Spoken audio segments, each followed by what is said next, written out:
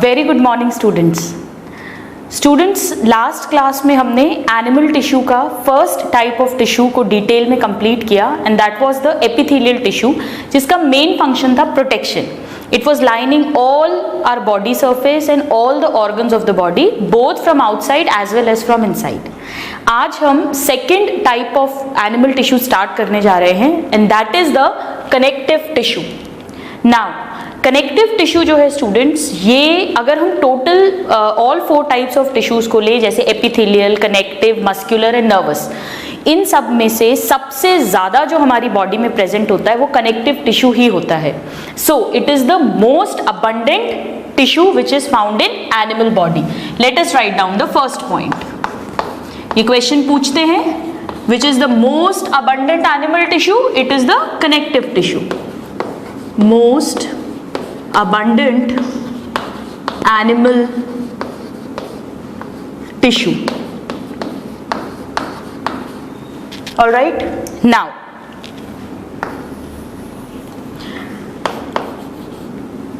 the next character. This is also the most widely distributed tissue. Widespread tissue है ये. इसका मतलब ये है कि पूरी बॉडी में सबसे ज्यादा फैला हुआ जो है वो यही टिश्यू है. स्टूडेंट्स, इस टिश्यू ये जो टिश्यू है ये हमारी बॉडी का टोटल, अगर हम बॉडी वेट की बात करें, सपोज कोई पर्सन है जो 70 kgs का है, तो उसका जो 30% वेट है बॉडी का वो अकेला सिर्फ कनेक्टिव टिश्यू से बनता है. It is that important. पूरी बॉडी में फैला हुआ है. मैं जैसे इसके नाम लूंगी आपको एकदम से समझ में आ जाएगा. जैसे कि कनेक्टिव टिश्यू जो है उसके अंदर बोन्स आती हैं, कार्टिलेजेस आते हैं. बोन्स आप जानते हैं फ्रॉम टॉप टू बॉटम. हमारे ब्रेन के ऊपर जो स्कल है, खोपड़ी, it is made up of bones. हमारे hands, legs, bones are present everywhere. So it is widely distributed. एक और टाइप का कनेक्टिव टिश्यू है जिसे हम डिटेल में पढ़ेंगे one by one, that is blood. And you know that blood flows from north to south and east to west of our human body. So it is most widely distributed tissue. This is the next question that is asked in the exam. So most abundant तो है और साथ में most widespread, यानी सबसे ज्यादा फैला हुआ एनिमल टिश्यू है बॉडी के अंदर. Most widespread animal tissue. और ये बॉडी वेट का कितना परसेंटेज ऑक्यूपाई करता है? 30% of the total body wait जो है वो अकेला यही बनाता है. सो let us write down the third point, that it constitutes 30% of total body wait. Alright, now let us see what is the main basic function of this tissue. Students, जैसे कि सभी एपिथेलियम का मेन फंक्शन प्रोटेक्शन था, but उसके अलावा हमने देखा था कि एपिथेलियल टिश्यू जो है वो एब्जॉर्प्शन में भी हेल्प कर रहा था, स्मॉल इंटेस्टीन में, गॉल ब्लैडर में. Then it was also helping in diffusion of substances, जैसा कि हमने देखा था एल्व्यूलाई, जो लंग एल्व्यूलाई थे, किडनी में बोमन्स कैप्सूल था. So they were performing other functions as well, but the main function was protection. उसी तरह से कनेक्टिव टिश्यू जो है, इसका जो मेन फंक्शन है वो इसके नाम से ही समझ में आ रहा है. कनेक्टिव मतलब कनेक्शन. ये दो टिश्यूज को आपस में जोड़ता है या बाइंड करता है. और जब कोई टिश्यू किसी दो टिश्यूज को या दो ऑर्गन्स को जोड़ेगा, ज्वाइन करेगा, तो वो क्या करेगा? इन दोनों ऑर्गन्स या दोनों टिश्यूज को सपोर्ट प्रोवाइड करेगा. So the main function is linking और binding. And when it will link, automatically it will provide support to that tissue. जैसा हमने देखा था कि एपिथेलियल टिश्यू था, वो भी किसके नीचे, किसके ऊपर था? कनेक्टिव टिश्यू की लेयर के ऊपर. तो ये कनेक्टिव टिश्यू इसको सपोर्ट प्रोवाइड कर रहा था एपिथेलियल टिश्यू को, एंड प्लस डेफिनेटली उसे ब्लड सप्लाई तो दे ही रहा था. So now let us write down the main function of this tissue.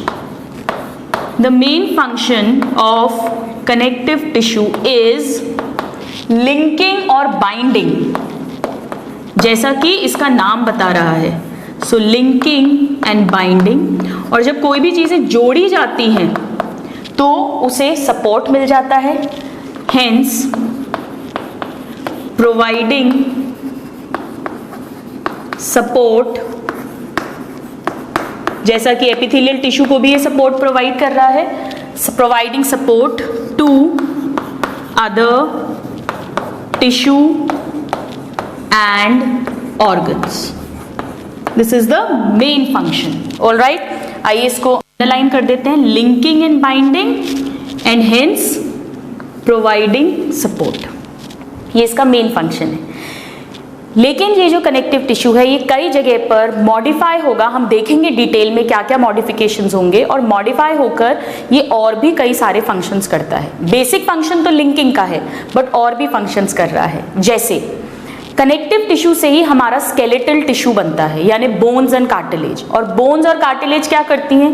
Bones और कार्टिलेज के ऊपर जब मसल्स अटैच होती हैं तब हमारा लोकोमोशन होता है, मूवमेंट होता है. तो जो हमारे बॉडी का स्केलेटल सिस्टम है, जो लोकोमोशन एंड मूवमेंट के लिए रिस्पॉन्सिबल है, उसे मेनली कौन बना रहा है? कनेक्टिव टिश्यू ही फॉर्म कर रहा है. हालांकि बेसिक फंक्शन सेम है स्टूडेंट्स. बोन भी क्या कर रही है? दो पार्ट्स को ज्वाइन ही कर रही है, लिंकिंग कर रही है, लेकिन साथ में स्पेशल फंक्शन क्या कर रही है? It is helping in movement and locomotion. So let us write down other functions of connective tissue. Other functions.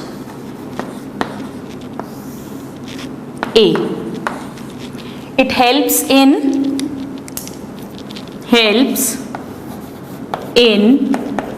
locomotion and movement.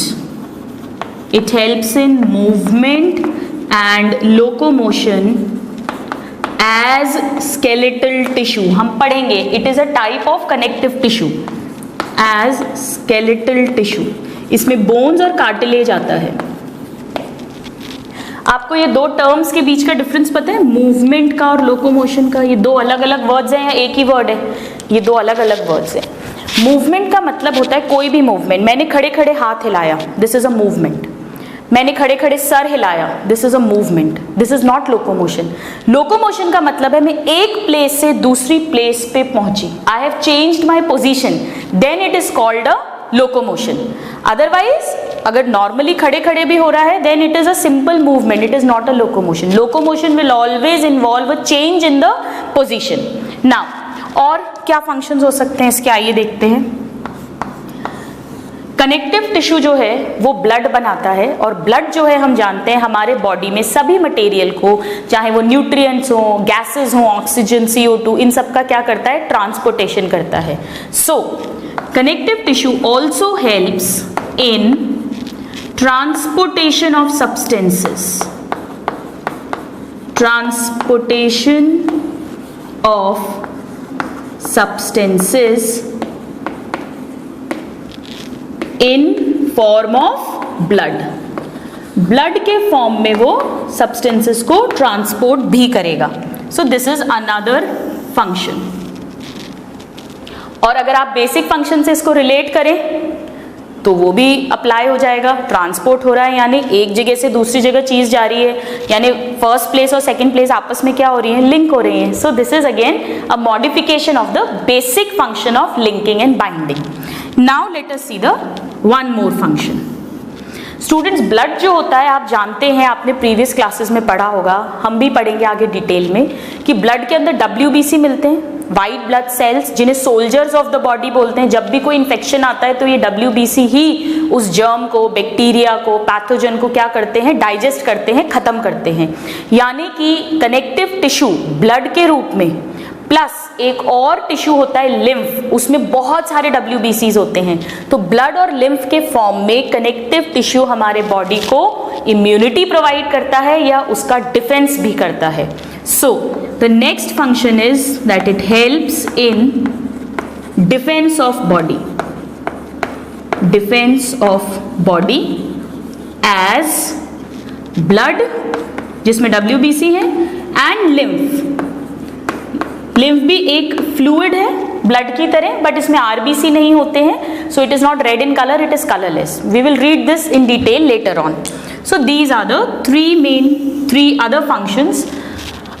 Number 1, main function is linking and binding and hence providing the support. Number 2, movement and locomotion as bones and cartilages. Number 3, transportation of substances as blood. And number 4, defense of the body as blood and lymph. Now let us try to understand कि what do we mean by connective tissue, how it is formed.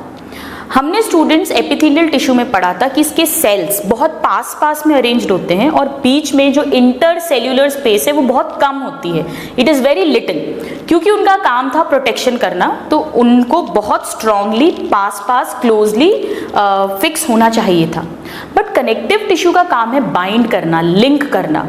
तो इसमें sales के बीच में जो material भरा हुआ है, sales, दो सेल्स के बीच में, यानी इंटर सेल्यूलर मैट्रिक्स और मटेरियल, या कहें एक्स्ट्रा सेल्यूलर सब्सटेंस, क्योंकि सेल के बाहर वाला सब्सटेंस है ये, वो बहुत ज़्यादा होता है क्वांटिटी में, जबकि एपिथेलियल टिश्यू में जो दो सेल्स के बीच में मटेरियल था वो बहुत कम था। ये मेन इंपॉर्टेंट फीचर है जो इस कनेक्टिव टिश्यू की बेस बनाएगा। सो let us write down that their main feature is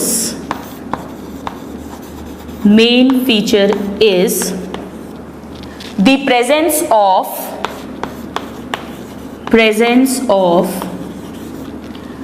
extracellular fluid। आप इसे एक्स्ट्रा सेल्यूलर भी कह सकते हो और आप इसे इंटर सेल्यूलर भी कह सकते हो। सपोज ये वन सेल है, ये सेकंड सेल है, या तो ये कहो इन दोनों के बीच वाला, या ये कहिए इस सेल और इस सेल के बाहर, तो भी एक ही बात है। So main feature is the presence of extra cellular fluid that is called matrix in large quantity. Now this is very important, ये इसको डिफरेंशिएट करता है एपिथेलियल टिश्यू से, इन लार्ज क्वांटिटी। वहाँ पे बहुत कम था और यहाँ पर जो एक्स्ट्रा सेल्यूलर फ्लूइड है, सब्सटेंस है, जिसे हम मैट्रिक्स कह रहे हैं, वो बहुत सारा है और इसके बीच बीच में कुछ सेल्स पड़े हुए हैं। यानी कि अगर हम एक टिपिकल कनेक्टिव टिश्यू को ड्रॉ करें, आइए देखें किस तरह से हो सकता है वो। जैसे फॉर एग्जाम्पल मुझे कनेक्टिव टिश्यू बनाना है, तो ये मान लीजिए पूरा सब्सटेंस है और इसमें बीच बीच में सेल्स हैं। वो कौन से सेल्स होंगे हम पढ़ेंगे, कई तरह के सेल्स हो सकते हैं। Let me draw few of them like this.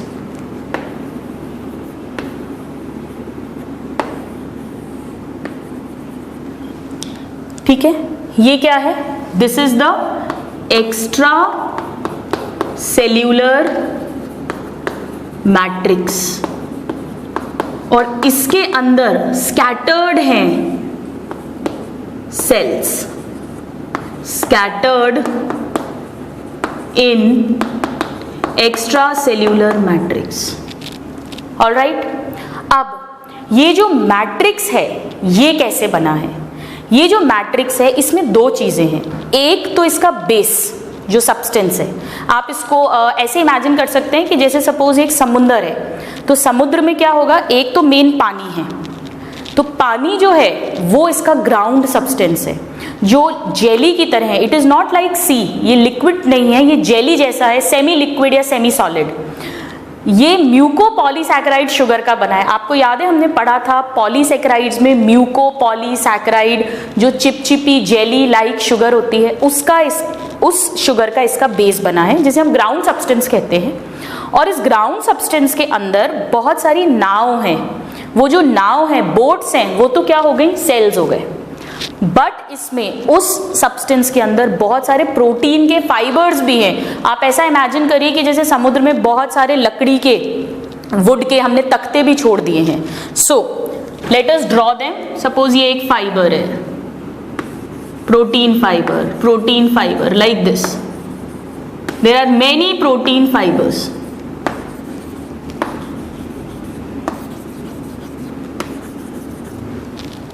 Alright, let us label them. So now this is a protein fiber. और ये जो जगह है, this is the ground substance जो बेस बना रहा है, और इन दोनों को मिलाकर हम कह रहे हैं एक्स्ट्रा सेल्यूलर मैट्रिक्स।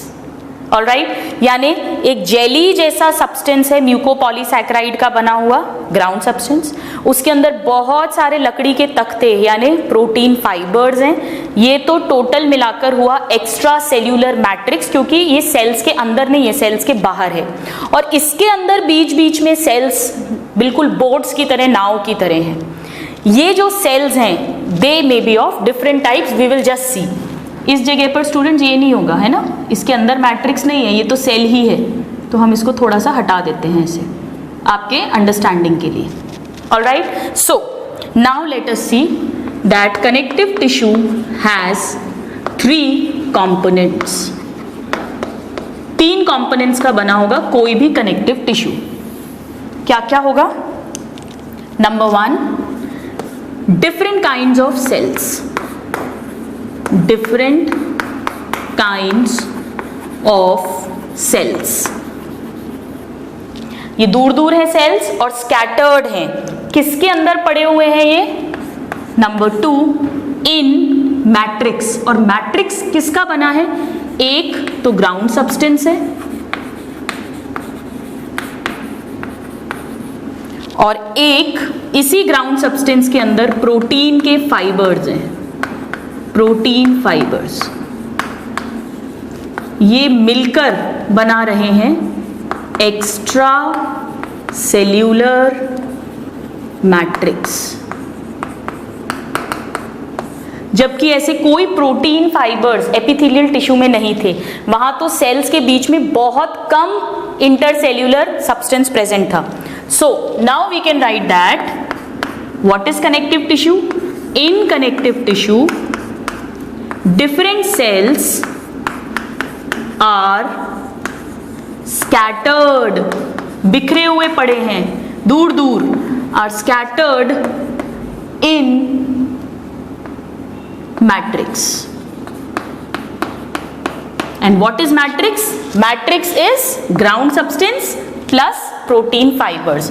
तो ये हो गई हमारा फाइनल लाइन कि कनेक्टिव टिश्यू का सिंपल सा मतलब है बहुत सारा एक्स्ट्रा सेल्यूलर मैट्रिक्स जो म्यूकोपॉलीसैकेराइड ग्राउंड सब्सटेंस का बना है और बहुत सारे उसमें प्रोटीन फाइबर्स पड़े हुए हैं और बीच बीच में बहुत सारे अलग अलग तरह के सेल्स हैं, ये बनाता है connective tissue. Now students, let us see the differences between connective tissue and epithelial tissue ताकि हमें इसकी और क्लियर अंडरस्टैंडिंग हो जाए। So let us write down the difference between epithelial tissue and connective tissue। Connective tissue,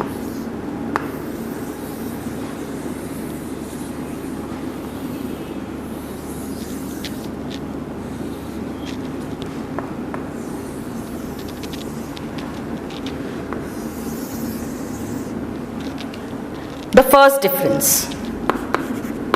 epithelial tissue में cells कैसे हैं? They are closely packed. So cells are closely packed और किसके ऊपर है? On basement membrane. आपको याद है बेसमेंट मेम्ब्रेन जो ऊपर की लेयर एपिथेलियल टिश्यू से बन रही थी और डाउन वाली लेयर जो थी वो कनेक्टिव टिश्यू बना रहा था, ऑन बेसमेंट मेम्ब्रेन। और जो एपिथेलियल सेल्स हैं have little inter cellular substance, जबकि कनेक्टिव टिश्यू में जो सेल्स हैं वो इस मैट्रिक्स में दूर दूर अरेंज्ड हैं और फैले हुए हैं पूरे के पूरे और कोई बेसमेंट मेम्ब्रेन नहीं है। So cells are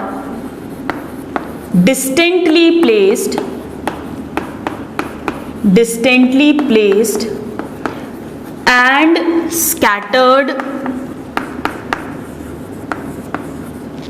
in matrix,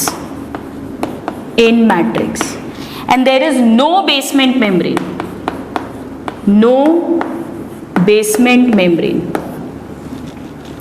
यहाँ पे इंटरसेल्यूलर सब्सटेंस बहुत कम था और यहाँ पे abundance of extra cellular matrix। Students बिल्कुल कंफ्यूज मत होना आप, इंटर सेल्यूलर बोलिए या एक्स्ट्रा सेल्यूलर बोलिए एक ही बात है, कुल मिला के वो मटेरियल सेल के अंदर नहीं है, सेल के बाहर ही है। यहाँ पे लिटिल है, यहाँ पे अबंडेंट है, यहाँ क्लोजली पैक्ड है, यहाँ पे डिस्टेंटली प्लेस्ड है, इधर पे बेसमेंट मेम्ब्रेन प्रेजेंट है, कनेक्टिव में no basement membrane. Let us see few more differences. Epithelial tissue हमें पता है, आप बताइए इसमें ब्लड सप्लाई थी या नहीं थी? नहीं थी, सो दिस वाज एवास्क्युलर। और हमें पता है कि ये अपनी ब्लड सप्लाई किससे लेता है? कनेक्टिव टिश्यू से लेता है, so connective tissue is vascular.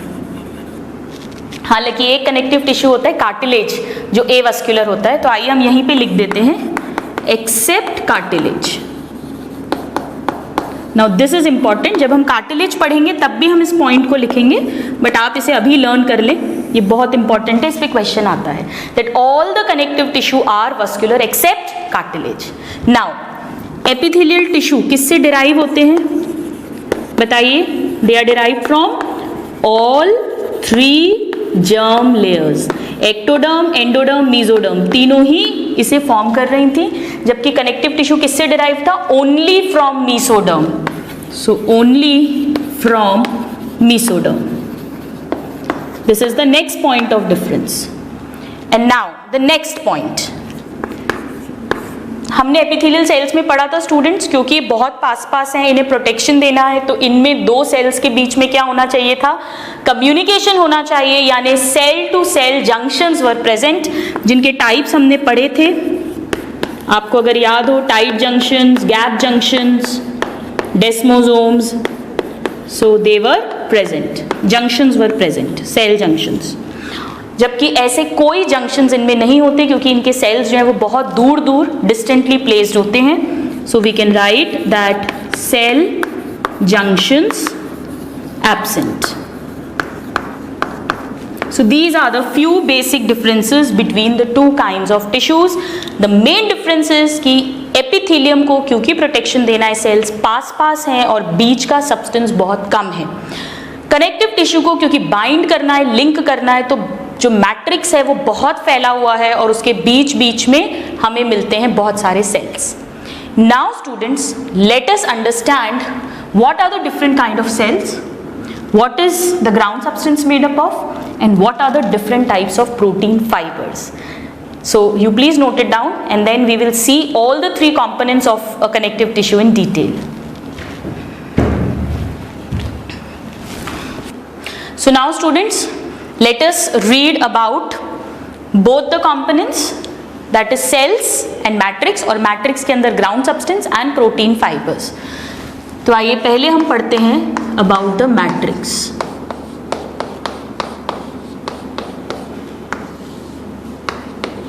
Matrix किस किस का बना हुआ है? It is made up of a ground substance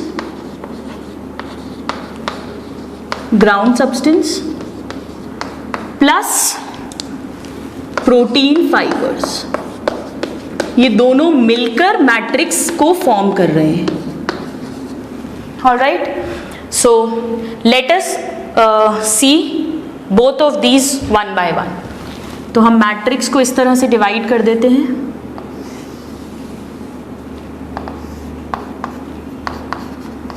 number 1 is the ground substance,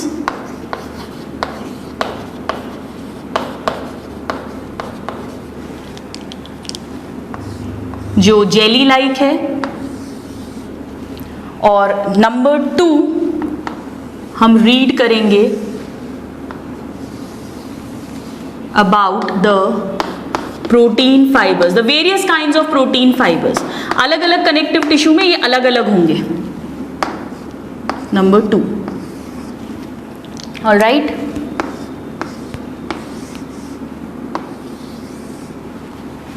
ground substance कोई भी कनेक्टिव टिश्यू होगा, किसी भी टाइप का, सेम रहेगा। प्रोटीन फाइबर्स जो हैं वो अलग अलग टाइप के अलग अलग कनेक्टिव टिश्यू में मिलेंगे। कैसे, वो हम आगे डिटेल में देखेंगे। अब ग्राउंड सब्सटेंस कैसा होता है? जेली लाइक है।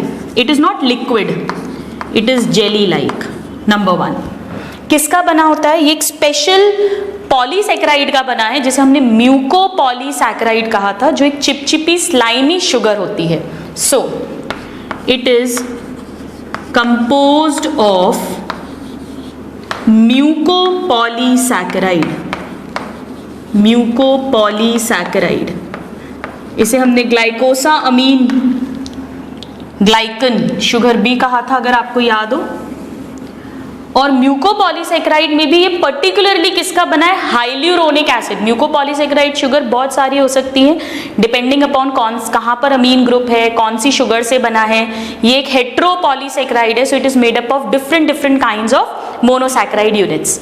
तो जो ग्राउंड सब्सटेंस में सबसे ज्यादा म्यूकोपॉलीसैकेराइड मिलता है वो हाइल्यूरोनिक एसिड के फॉर्म में प्रेजेंट होता है. So mostly as hyaluronic acid. Now this is very important, इस पे क्वेश्चन पूछा जाता है. या तो म्यूकोपॉलीसैकेराइड करके ऑप्शन होगा या हाइल्यूरोनिक एसिड करके क्वेश्चन आएगा. This is very important. This is the main base substance. अब इस बेस सब्सटेंस में हमें बहुत सारे प्रोटीन फाइबर्स मिलेंगे और वो प्रोटीन फाइबर्स 3 तरह के हो सकते हैं. They can be of 3 types. Let us try to understand them now.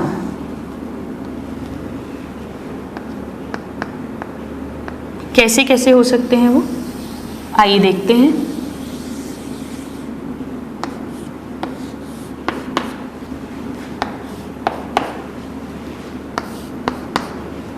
Protein fibres जो होते हैं ये किसके बने होंगे? ऑब्वियसली प्रोटीन के बने होंगे. नाम से ही समझ में आ रहा है protein fibres.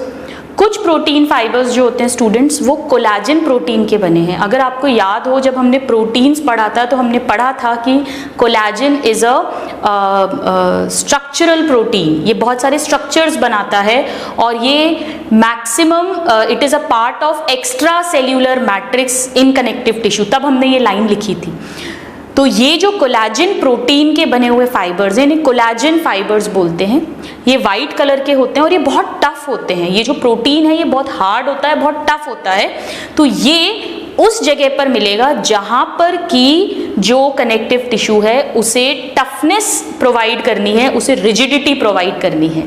So the first type of fibres are white because they are white in colour, tough, or you can write rigid, white, rigid, collagen fibers. Collagen fibers. This is the first category. Collagen fibers है तो किसके बने होंगे? Made of collagen protein. नाम से ही समझ में आ रहा है. It is a structural protein. Colour हम दोबारा नहीं लिख रहे हैं. It will be white color. और ये क्या करेगा? It provides rigidity. जहां भी हमें स्ट्रेंथ की जरूरत है, टफनेस की जरूरत है, जैसे एक मसल को बोन से अटैच करने के लिए जो टेंडन लगता है, it has lot of collagen in it because you need to strengthen it. So it provides rigidity. Now ये जो फाइबर्स होते हैं स्टूडेंट्स, ये क्योंकि इन्हें स्ट्रेंथ देना है तो ये हमेशा बंडल्स में मिलते हैं. कोई भी चीज़ आप एक सिंगल लकड़ी लोगे तो वो उतना स्ट्रेंथ नहीं देगी, लेकिन अगर आप इकट्ठा एक बंच ले लेंगे तो it will be more rigid. So they are always found in bundles. लेकिन ये ब्रांच नहीं होते हैं, ये होते सिंगल सिंगल है, अनब्रांच्ड, और मिलते हैं ग्रुप्स में. So they are unbranched. इसको याद रखना बहुत सिंपल है. ब्रांचिंग होने से क्या होता है? जो स्ट्रेंथ है वो डिस्ट्रीब्यूट हो जाती है. हम चाहते हैं स्ट्रेंथ एक जगह कॉन्सेंट्रेटेड रहे, तो नेचर ने इन्हें कैसा बनाया है? अनब्रांच्ड बनाया है और ग्रुप्स में मिलते हैं, बंडल्स में. So they are unbranched and found in bundles.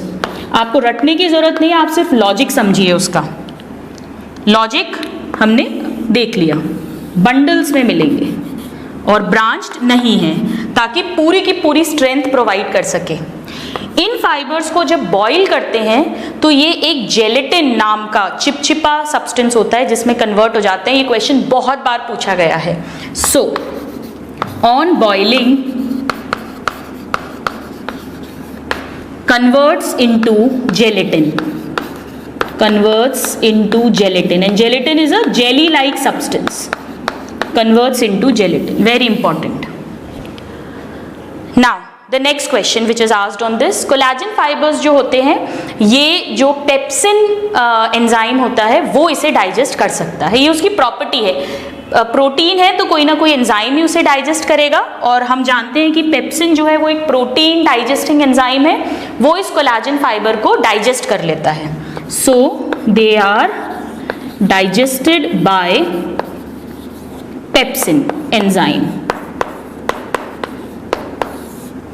So this is about the tough fibers which will provide the rigidity wherever it is necessary. जैसे बोन्स हैं, कार्टिलेज है, यहाँ पे हार्डनेस चाहिए तो भी कोलाजन फाइबर्स मिलते हैं, पर बोन में ज़्यादा हार्डनेस चाहिए बजाय कार्टिलेज के तो बोन्स में कोलाजन फाइबर ज़्यादा मिलेंगे. जबकि कार्टिलेज जो है, जहाँ पे सॉफ्ट कार्टिलेज चाहिए, फ्लेक्सिबिलिटी, जैसे हमारा ये कान, ये नोज, यहाँ पे उतनी हार्डनेस नहीं चाहिए, या दो बोन्स को जो ज्वाइन करता है लिगामेंट, वहाँ पर हमें हार्डनेस की इतनी, रिजिडिटी की इतनी ज़रूरत नहीं है, वहाँ पे हम फ्लेक्सिबिलिटी चाहते हैं. फ्लेक्सिबिलिटी का मतलब जैसे एक आपने कोई इलास्टिक है उसको स्ट्रेच किया और जब आपने छोड़ा तो वो वापस अपनी पोजीशन पे आ गई. We want elasticity, we want flexibility. वहाँ पर ये इतने नहीं रहेंगे नंबर में, वहाँ पे दूसरे टाइप के फाइबर्स मिलेंगे, and they are called yellow because they are yellow and they are flexible just like an elastic fibers, elastic fibers. So yellow flexible elastic fibers, ये भी प्रोटीन फाइबर्स हैं, ये इलास्टिन प्रोटीन के बने होते हैं. So they are made of elastin protein. और ये क्या प्रोवाइड करेंगे? They provide flexibility and elasticity. They provide flexibility. जहाँ भी flexibility चाहिए, हम चाहते हैं कि कोई चीज़ अगर कहीं खिंच रही है और वापस अपनी जगह पे आ जाए, या थोड़ा बेंडिंग करना है, इसको मोड़ना है तो ये टूटे नहीं, अगर रिजिड होगी तो टूट जाएगी, इट विल ब्रेक, तो वहाँ पर हमें कोलाजन की जगह इलास्टिन के फाइबर्स मिलते हैं. नाउ क्योंकि इन्हें फ्लेक्सिबिलिटी प्रोवाइड करनी है तो ये बंडल्स में नहीं मिलते हैं, ये अलग अलग रहते हैं ताकि ये जो है हार्ड नहीं हो. So they are not found in bundles, they are found singly, number 1. Number 2, अगर किसी चीज़ को इलास्टिक होना है तो उसको ब्रांचिंग देनी पड़ेगी ताकि खूब ब्रांचेज हो तो आप खींचें तो वो सब एक साथ रिकॉइल कर जाएं. So they are branched and they are found singly. ठीक उल्टा, ऑपोजिट, ये अनब्रांच थे, बंडल्स में मिल रहे थे, ये ब्रांच्ड हैं बट सिंगल मिल रहे हैं, अकेले. ये जो फाइबर्स होते हैं स्टूडेंट, ये इलास्टिक हैं, ये इजीली टूटते नहीं हैं, अगर आप इन्हें बॉईल करेंगे दे will not dissolve. So on boiling they do not dissolve.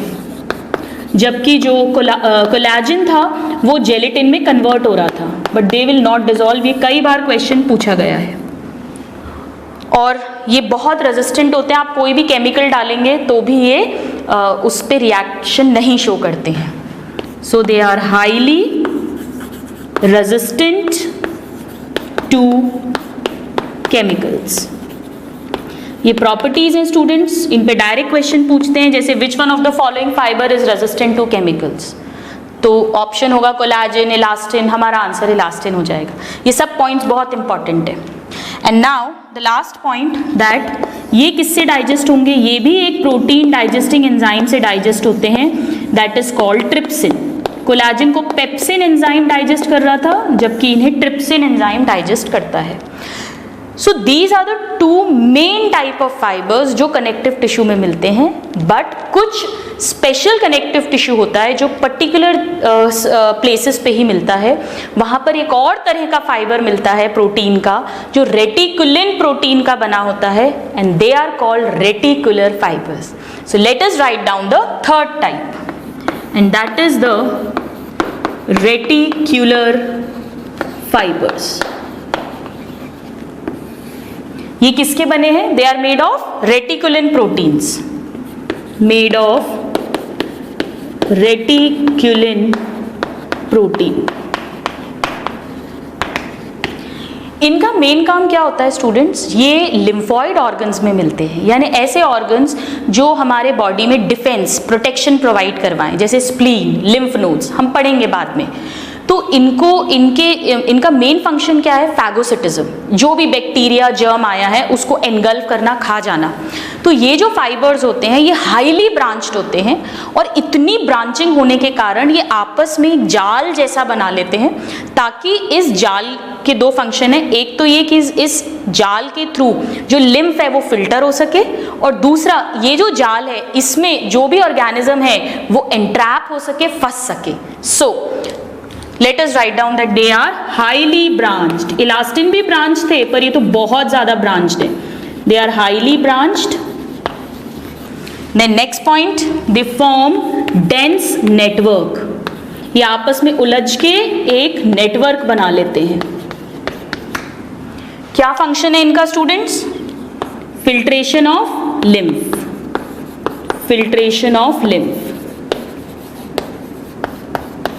All right, this is the function. और ये कहाँ मिलते हैं? They are found in lymphoid organs. So present in lymphoid organs. Lymphoid organs like spleen, lymph nodes, etc. They will only be found particularly in this place. सबसे ज़्यादा तो collagen fibres मिलेंगे, जहाँ इलास्टिसिटी, फ्लेक्सिबिलिटी की ज़रूरत है वहाँ पे कोलेजन कम मिलेंगे, इलास्टिन ज़्यादा मिलेंगे, और रेटिकुलिन पर्टिकुलरली लिम्फॉइड ऑर्गन्स में मिलेंगे। सो this is about the two components, that is the ground substance and the various kinds of protein fibers. Now let us see the third component. इस matrix में जो अलग अलग तरह के सेल्स पड़े हुए हैं, स्कैटर्ड हैं, वो कौन कौन से हो सकते हैं उसे हम देखते हैं।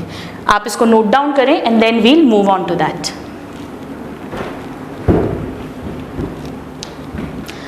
So now students, let us try to understand the various kinds of cells which can be present in the connective tissue.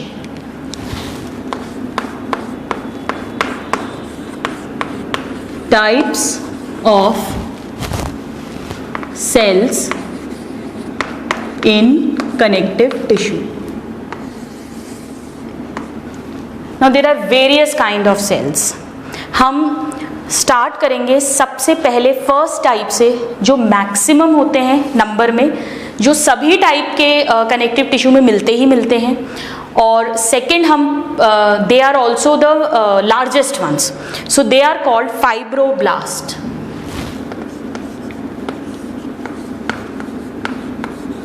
Fibroblast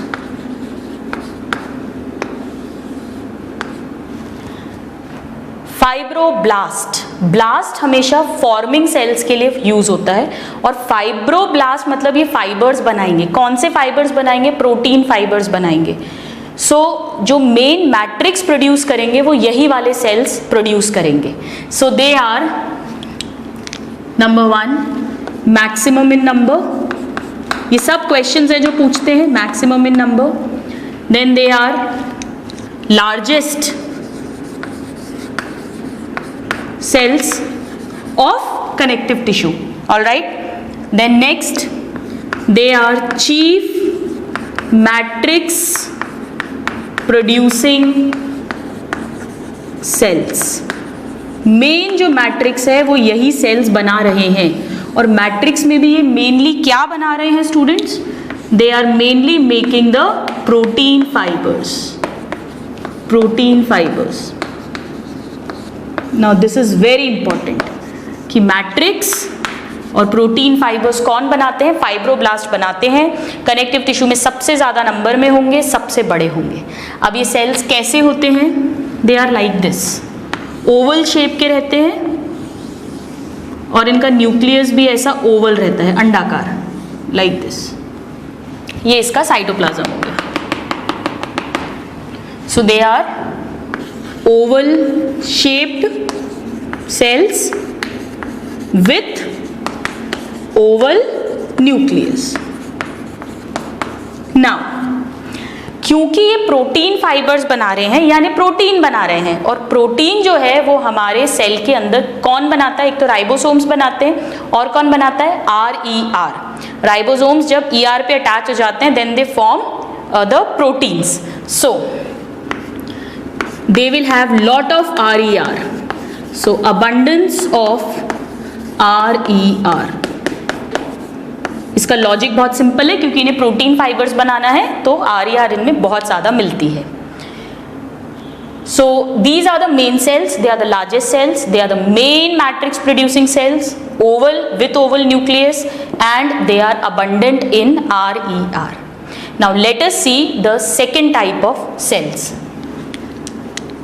The second type of cells are called as macrophages,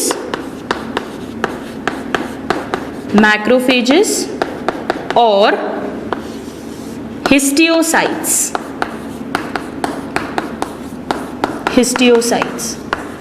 Now students, ये दोनों words जो हैं ये अलग अलग हैं, मैं इसको एक्चुअली ब्रैकेट में लिख देती हूँ। मैक्रोफेजेस क्या होते हैं? ये ऐसे सेल्स हैं जो कि बैक्टीरिया को, पैथोजन को, जर्म को एनगल्फ करेंगे, खाएंगे, डाइजेस्ट करेंगे, किल करेंगे, यानी प्रोटेक्टिव सेल्स हैं। So they are phagocytic in nature. They are also called scavenger cells. शिकारी सेल्स हैं ये, क्योंकि ये जो पुराने फाइबर्स हैं, पुराने सेल्स हैं, उनको भी एनगल्फ कर लेंगे, प्लस ये जो पैथोजेंस हैं उनको भी एनगल्फ कर लेंगे, और ये जो मैक्रोफेजेस हैं ये पूरे कनेक्टिव टिश्यू में घूमते रहते हैं। बट अगर कुछ मैक्रोफेजेस एक पर्टिकुलर ऑर्गन में जाकर वहीं पे रह जाएं, फिर वो they will not move to other organs by blood, तब हम उन्हें हिस्टियोसाइट्स कहते हैं। So what are histiocytes? Actually histiocytes are the macrophages found in particular organ, तब हम उन्हें हिस्टियोसाइट्स कहने लगते हैं। कॉमनली वर्ड क्या है? मैक्रोफेजेस। अभी हम इसके एग्जाम्पल्स भी देखेंगे।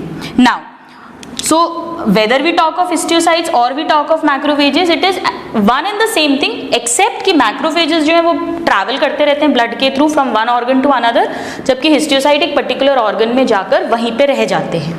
सो नाउ मैक्रोफेजेस जो है ये second maximum in number and second largest, so second maximum and second largest cells हैं कनेक्टिव टिश्यू के। अब ये कैसे होते हैं? They are phagocytic. फैगोसाइटिक मतलब they will engulf pathogens and germs, इनको ये किल कर देंगे, पैथोजेंस एंड जर्म्स। तो इनका मेन काम था मैट्रिक्स प्रोड्यूस करना, प्रोटीन फाइबर्स, इनका मेन काम है फैगोसाइटिज्म। इसीलिए इन्हें क्या बोलते हैं? Also called scavenger cells. Direct question आता है students, which one of the following are the scavenger cells of connective tissue? The answer will be या तो मैक्रोफेज दिया होगा या हिस्टियोसाइट दिया होगा, शिकारी। नाउ ये सेल्स का जो स्ट्रक्चर है वो कैसा होता है? ये अमीबॉइड शेप के होते हैं, यानी इस तरह से इरेगुलर लाइक दिस, और इनके अंदर जो न्यूक्लियस होता है स्टूडेंट्स वो यू शेप का होता है या किडनी शेप का होता है, like this. Alright, so they are amoeboid in shape with, कैसा न्यूक्लियस है इनका? किडनी और बीन मतलब जैसे राजमा है, चौले हैं, जो बीन्स होती हैं, किडनी और बीन शेप्ड न्यूक्लियस। नाउ क्योंकि ये फैगोसिटिज्म कर रहे हैं, ये एनगल्फ कर रहे हैं पैथोजेंस को, तो इनके अंदर कौन सा सेल ऑर्गेनेल ज़्यादा मिलना चाहिए? इनके अंदर बहुत सारे क्या मिलने चाहिए? लाइसोसोम्स, क्योंकि हमने पढ़ा है सेल स्ट्रक्चर में कि जो लाइसोसोम्स होते हैं ये इनके अंदर एंजाइम्स होते हैं, हाइड्रोलाइटिक एंजाइम्स, जो कि जर्म्स के कार्बोहाइड्रेट, प्रोटीन, फैट, उनकी जो प्लाज्मा मेम्ब्रेन है, उनका जो साइटोप्लाज्मिक स्ट्रक्चर्स हैं, उन सबको क्या करेंगे? डाइजेस्ट कर लेंगे। सो इसमें RER मिल रही थी बहुत सारी, जबकि यहां पर मिलेगी abundance of lysosomes in their cytoplasm. Abundance of lysosomes, very important. So students आप इसको नोट डाउन करिए. फिर हम हिस्टियोसाइट्स जो हैं, यानी पर्टिकुलरली किस ऑर्गन में उस मैक्रोफेज को क्या नाम देते हैं, उसकी एक टेबल बनाएंगे जिसपे से बहुत कॉमनली क्वेश्चंस आते हैं. Please note it down. So now students, let us write down कि अलग अलग ऑर्गन्स में इन मैक्रोफेजेस को जब ये वहाँ पर रुक जाते हैं, वहीं पर रह जाते हैं, they do not travel further, तब उन्हें क्या नाम देते हैं. So let us write down. Here we will write the organ,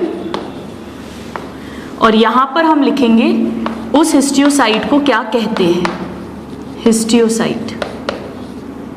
alright. Now this is very very important. इस पे से डायरेक्ट क्वेश्चंस आते हैं.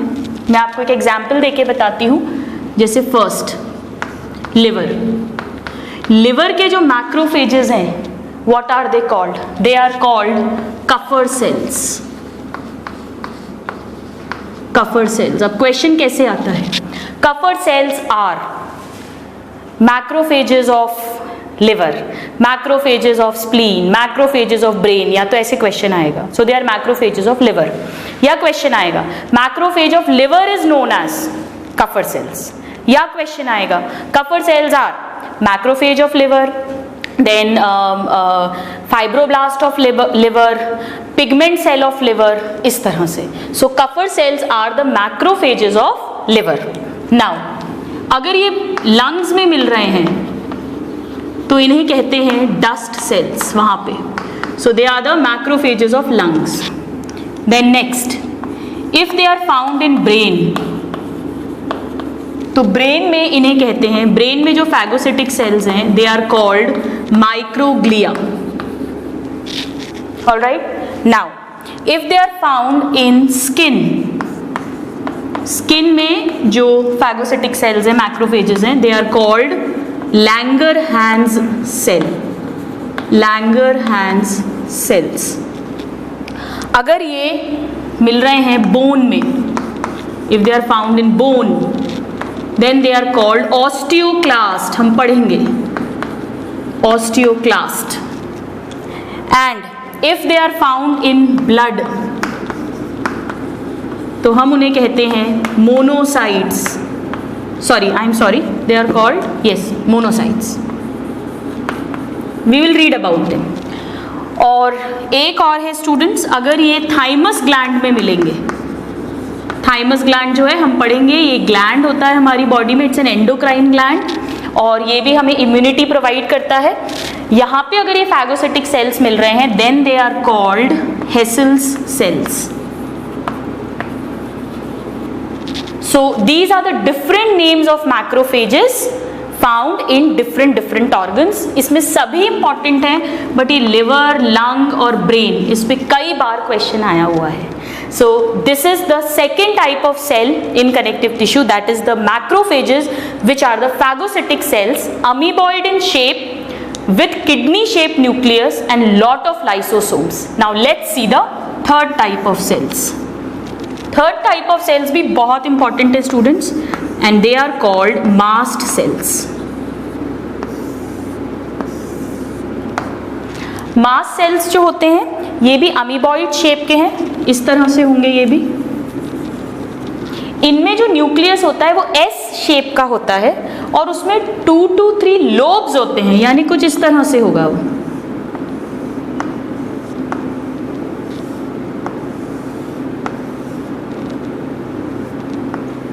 Like this.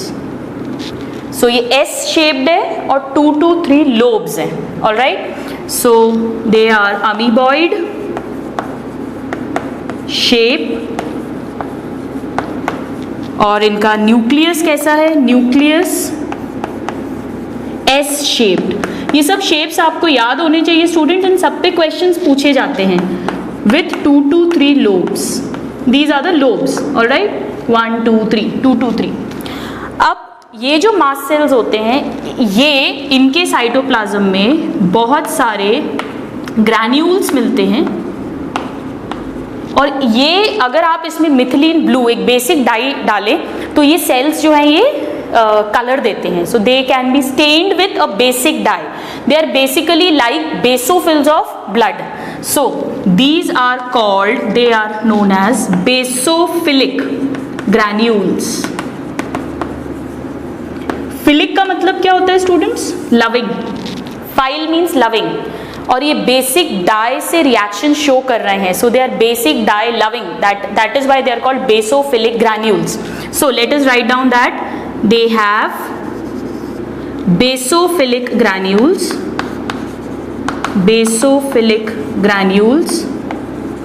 and can stain with, यानी कलर देते हैं with basic dye.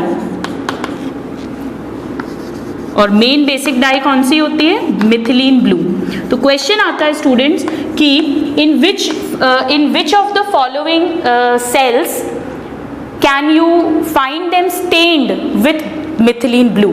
The answer will be mast cells, methylene blue. Now, main जो matrix बन रहा था प्रोटीन फाइबर्स, वो तो कौन बना रहे थे? Fibroblast. But they also secrete, they also produce और सिक्रीट मैट्रिक्स. पर मेन नहीं है, चीफ नहीं है. चीफ तो कौन से थे? जो हमारे फाइब्रोब्लास्ट थे. नाउ मास्ट सेल्स जो होते हैं स्टूडेंट्स, ये 3 बहुत इंपॉर्टेंट सब्सटेंसेस प्रोड्यूस करते हैं जो हमारी बॉडी के लिए बहुत बहुत इंपॉर्टेंट हैं. इन तीनों पे बहुत क्वेश्चन पूछा जाता है, इनका फंक्शन भी पूछा जाता है. सो let us write down that they secrete following 3 substances. ये मास्ट सेल्स प्रोड्यूस करते हैं. आप इसको नोट डाउन करिए और फिर हम देखते हैं वो कौन से सब्सटेंसेस हैं. So now students, let us see what are the 3 important substances that will be produced by the mast sales.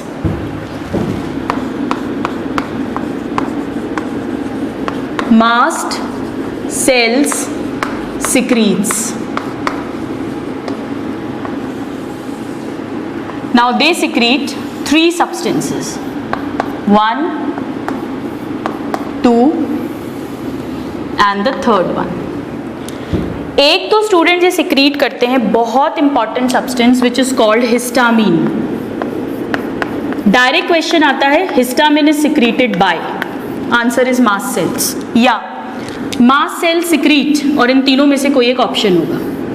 Histamine जो होता है ये एक प्रोटीन है, एक अमीनो एसिड का डेरिवेटिव है, और ये हमारे ब्लड वेसल्स को डायलेट कर देता है, यानी उन्हें रिलैक्स कर देता है. तो जो इतनी ब्लड वेसल है वो ऐसे हो जाएगी. क्या रोल है, क्यों इंपॉर्टेंट है? सपोज करिए कहीं पर कोई इन्फेक्शन हुआ, कहीं पे चोट लगी, कहीं कोई इन्फेक्शन हुआ, तो वहाँ पर हम क्या चाहते हैं कि फटाफट ब्लड की सप्लाई बढ़े ताकि वहाँ पे ऑक्सीजन पहुँचे सबसे पहले, क्योंकि सेल्स डैमेज हो रहे हैं, डाई हो रहे हैं, तो हम ऑक्सीजन देना चाहते हैं. हम चाहते हैं कि अगर वहाँ पे कोई ब्लीडिंग शुरू हुई है तो हमारे प्लेटलेट्स फटाफट वहाँ पहुँच के और क्लॉटिंग शुरू करें. प्लस हम चाहते हैं सबसे इंपॉर्टेंट कि हमारे WBCs वहाँ पहुँचे, जो हमारे फाइटर्स हैं, सोल्जर्स हैं, वो पहुँच के और उस इन्फेक्शन को फाइट आउट करें. यानी हम चाहते हैं कि उस पर्टिकुलर एरिया में जहाँ पे इंजरी हुई है वहाँ पे ब्लड सप्लाई बढ़े. वो ब्लड सप्लाई कैसे बढ़ेगी? ये हिस्टामीन जो होता है वो जैसे इंजरी होती है वेसल्स को डायलेट करके और ब्लड सप्लाई बढ़ा देता है. So number 1 point that it is an amino acid derivative. First point. Now very important, this is very important, that it is a vasodilator. That means it will dilate the vessels, that is increase blood circulation or blood supply in affected area. यही वो काम करता है vessels को dilate करने का. अब जब ब्लड सप्लाई वहाँ की बढ़ेगी तो क्या होगा? क्योंकि आरबीसी पहुँच रहे हैं, ब्लड ज़्यादा पहुँच रहा है, तो वो एरिया में क्या हो जाएगा? रेडनेस हो जाएगी, थोड़ा सा लाल हो जाएगा वो. प्लस ब्लड बहुत सारा वहाँ पे रिएक्शन हो रही है तो वहाँ स्वेलिंग हो जाएगी. क्योंकि इतना क्वांटिटी में ब्लड फ्लो कर रहा है तो वो थोड़ी सी गर्मी हीट जनरेट करेगा, तो वो हिस्सा थोड़ा सा कैसा हो जाएगा, पार्ट थोड़ा सा गर्म हो जाएगा। आपने देखा होगा कभी भी चोट लगती है, कोई स्वेलिंग आती है हमारे, तो स्वेलिंग होती है, रेडनेस हो जाती है, और वहाँ पर थोड़ा सा अगर आप उसे हाथ लगाएं तो वो थोड़ा सा वार्म भी मिलता है। इस पूरे प्रोसेस को इन्फ्लेमेशन कहते हैं। So they start the process of inflammation और swelling by increasing the blood flow to that particular part. So now this is very very important, पूछा जाता है दैट इट स्टार्ट्स इन्फ्लेमेशन और स्वेलिंग, इन्फ्लेमेशन और swelling.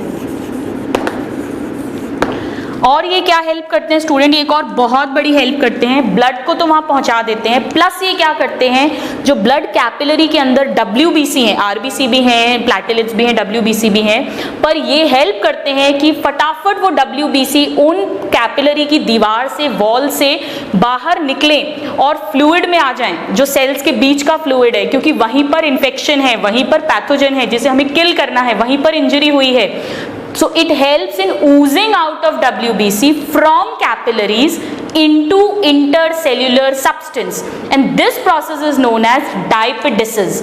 So they help in diapedesis. Students, ये पूरा ही बहुत important है, मैं बार बार रिपीट कर रही हूँ, इस पे डायरेक्ट क्वेश्चंस पूछे जाते हैं। They help in diapedesis.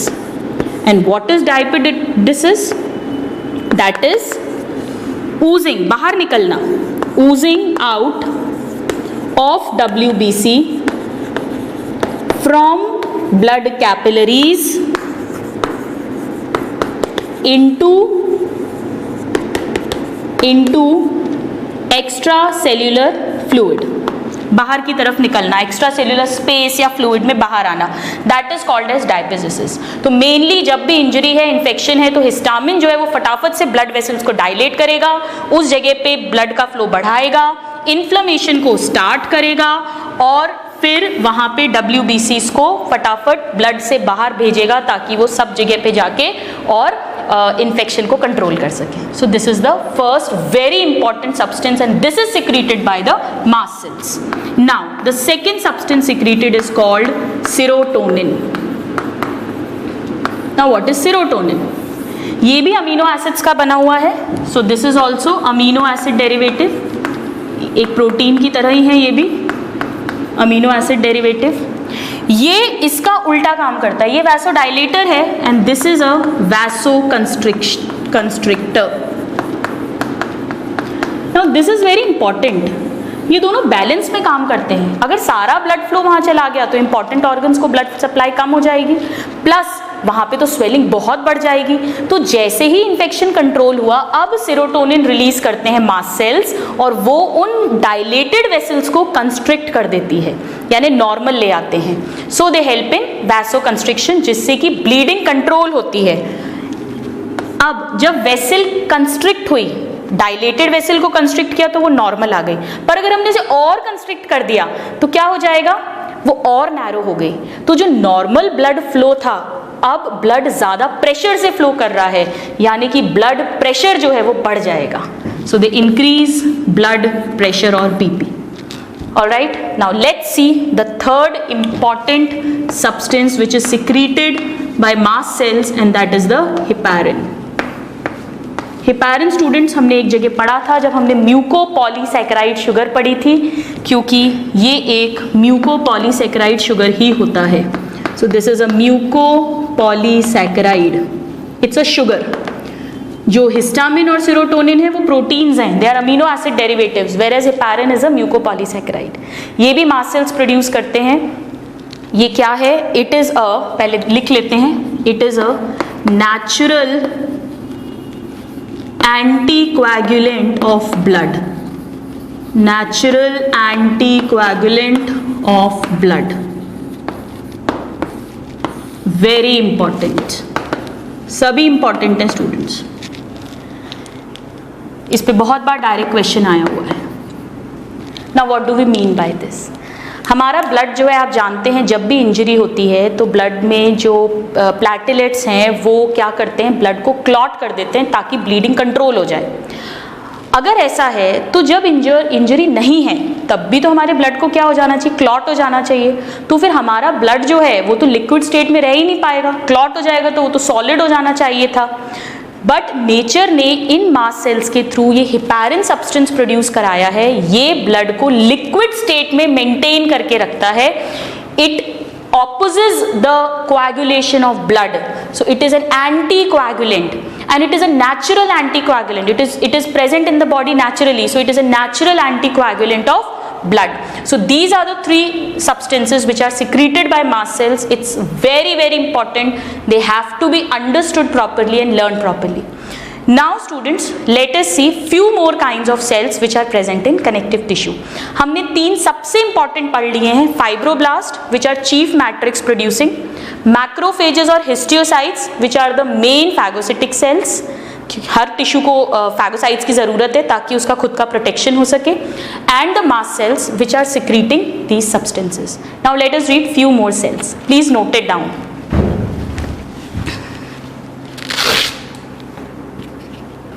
So now let's read students quickly some more kinds of cells which are present in the connective tissue, and it is the adipocytes.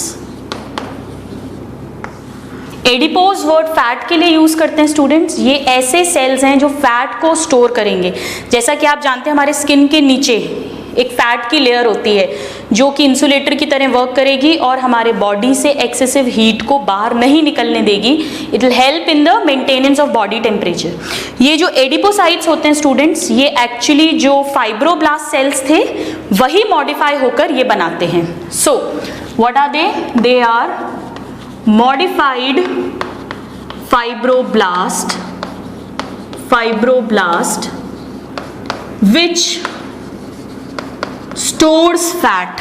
Main direct question आता है students, fat storing cells are called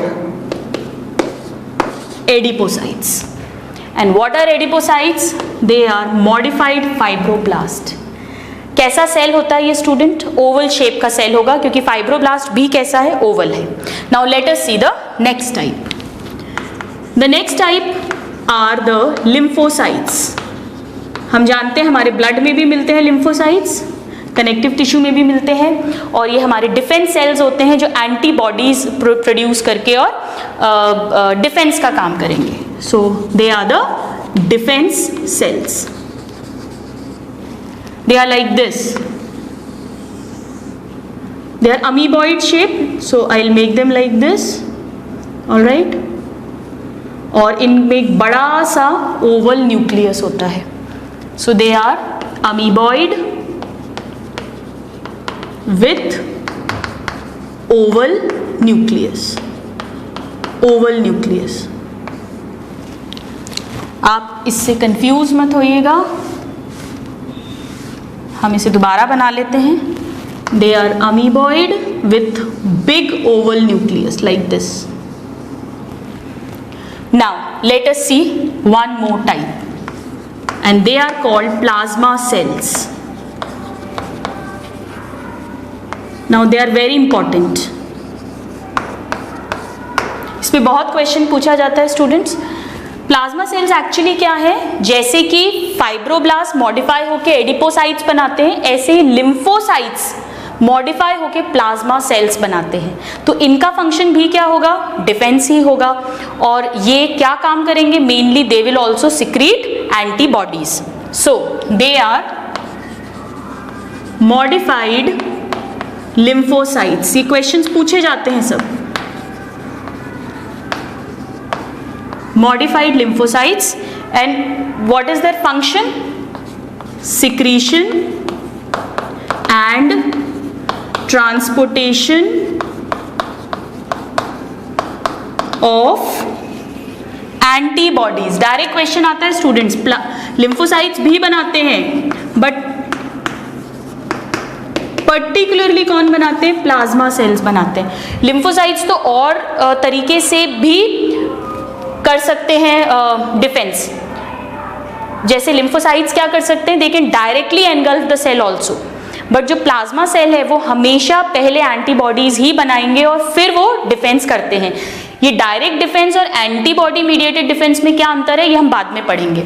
so they secrete and transport antibodies. Now एक जो बहुत important question इसमें आता है students कई बार, that they are known as cart wheel cells. Cart wheel cells. क्यों? Why? Because they are also amoeboid like lymphocytes, but इनमें जो न्यूक्लियस होता है स्टूडेंट्स, ये न्यूक्लियस राउंड है और इस न्यूक्लियस में जो क्रोमैटिन है अंदर वो ऐसा लगता है जैसे कि स्पोक्स ऑफ व्हील हो. So their nucleus is cart wheel shaped. All right. So why they are called cart wheel shaped? Because chromatin is arranged like spokes of wheel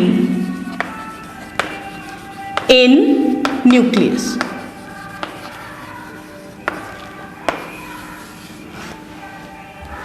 All right. Is it clear? Now, so students, plasma cells, which are the modified lymphocytes, main function is the secretion of antibodies, and they are called cart wheel cells because the chromatin is arranged just like the spokes of wheel in the nucleus. इन्हें students, they are also known as clones of lymphocytes. Clones का मतलब बिल्कुल lymphocyte जैसा ही, क्योंकि इनका function है ये lymphocyte के डिवीजन से ही बनते हैं.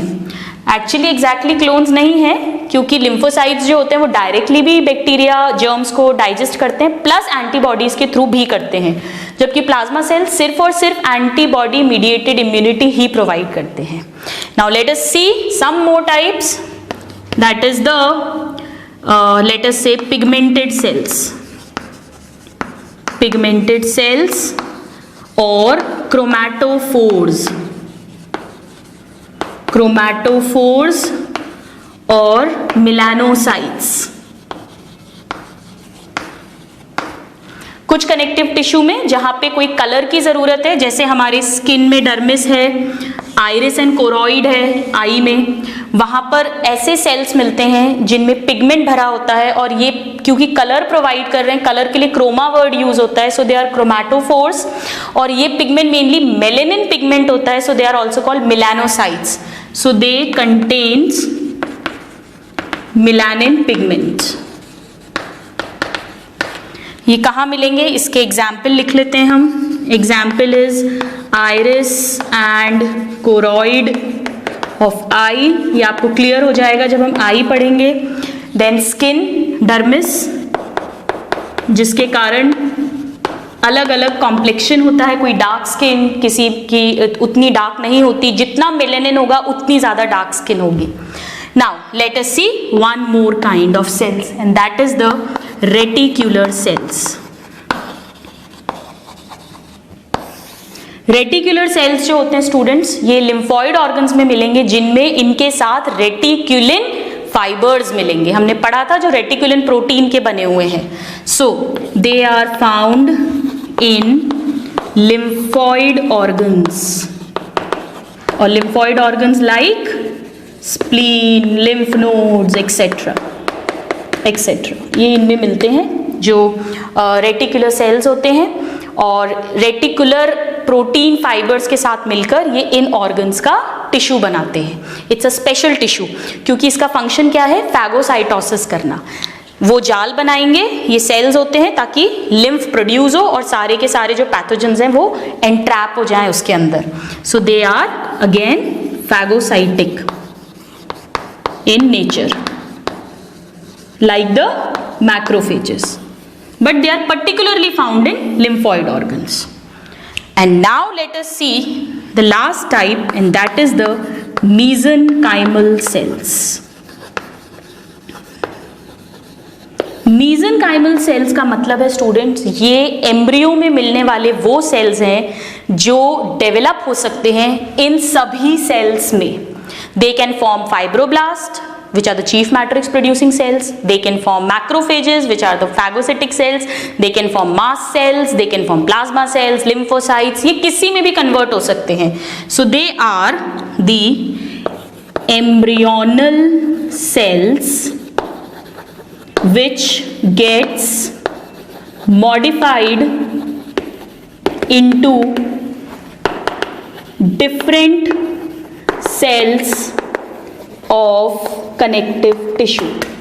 ये जो जितने भी हमने पढ़े इसके अलावा वो सब इसी से बने हैं कहीं ना कहीं एम्ब्रियोनिक लाइफ में। और एम्ब्रियोनिक लाइफ में तो ये कन्वर्ट हो गया दूसरे टाइप के सेल्स में, बट बर्थ के बाद भी ये हमारे बॉडी में इस तरह के सेल्स मिलते हैं। कहाँ मिलते हैं वो हम एग्जाम्पल लिख रहे हैं, बहुत इंपॉर्टेंट है, ये भी पूछा जाता है।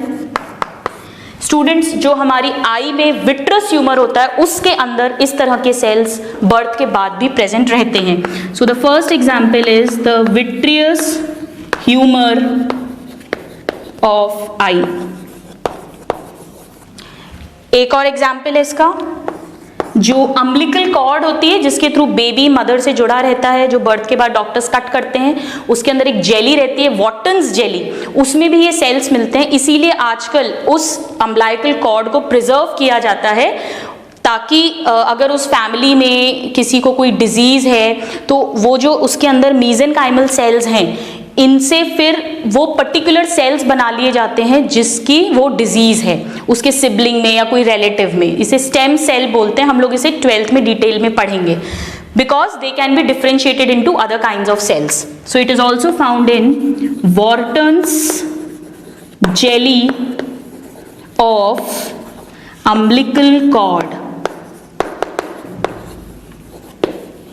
इसका एक और इंटरेस्टिंग एग्जाम्पल है स्टूडेंट्स, अगर आपने कभी मुर्गा देखा हो तो मुर्गे की जो कलगी होती है, मुर्गी की नहीं, मुर्गे की जो कलगी होती है उसमें भी ये सेल्स प्रेजेंट होते हैं। So that is called the comb of cock. So students, आज की क्लास में हमने देखा कि कनेक्टिव टिश्यू जो है which is the second type of animal tissue which we are reading, most abundant, most wide spread, constitutes 30% of the total body weight. ये इसमें एक मैट्रिक्स है जो ग्राउंड सब्सटेंस का बना है और उसमें बहुत सारे फाइबर्स हैं प्रोटीन के। They can be rigid collagen fibres, they can be flexible elastic fibres, and in lymphoid organs there can be reticulin fibres जो जाल जैसा बनाएंगे, नेट जैसा बनाएंगे। इस मैट्रिक्स के अंदर बहुत सारे टाइप के सेल्स हैं विच में be fibroblast, macrophages, mast cells, adipocytes if they are storing fats, then plasma cells, lymphocytes, अगर पिगमेंट है तो pigmented cells, mesenchymal cells and reticulin cells. इस तरह से आज की क्लास में हमने कनेक्टिव टिश्यू के बेसिक्स को रीड किया। नेक्स्ट क्लास में we will read about the types of connective tissue. इनको आप अच्छे से लर्न करके आइएगा ताकि आपको नेक्स्ट क्लास में बहुत इंटरेस्ट आए और आप उसे अच्छे से समझ सकें। Till then, a happy learning and have a good day. Thank you.